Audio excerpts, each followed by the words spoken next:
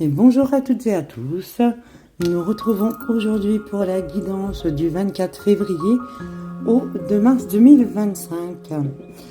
Comme d'habitude, donc nous voyons le côté professionnel, financier, sentimental, les vibrations, quoi s'autoriser, la coupe de la semaine et un petit message de la semaine.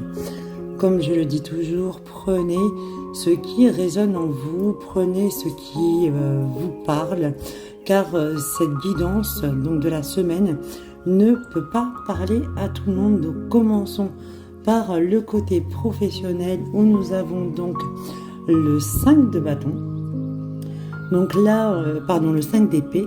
Le 5 d'épée donc évolue dans un environnement difficile là, où la compétition et les coups bas règnent. C'est un monde de requins là où vous travaillez, dans lequel la pression est forte. Vous devez vous protéger et protéger vos intérêts. Donc avancez avec prudence dans cet environnement où le pouvoir et les petites guerres font forcément des gagnants ou des perdants. Alors si vous êtes à la recherche d'un emploi, c'est aussi difficile. Donc on vous dit que le marché sera difficile, beaucoup de candidats se bousculent pour peu de places.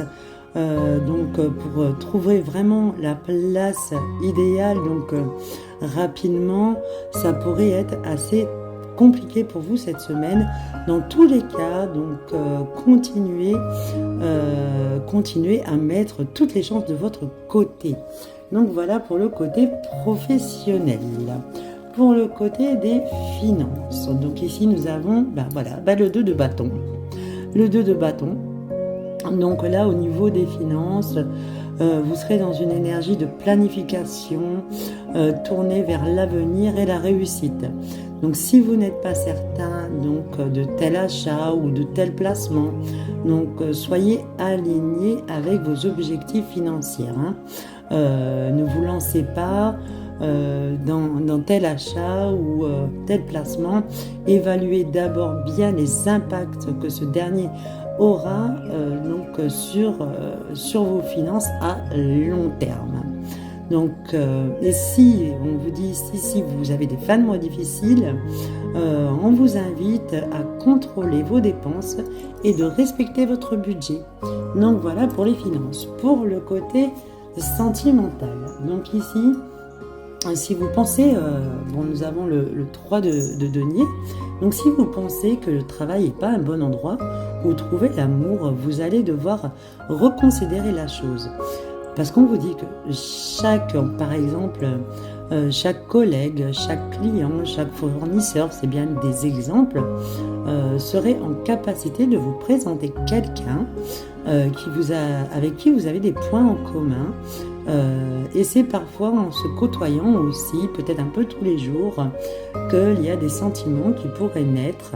Alors certes, c'est pas peut-être la rencontre ou l'histoire romantique dont vous rêveriez, mais c'est une base solide pour construire une relation durable.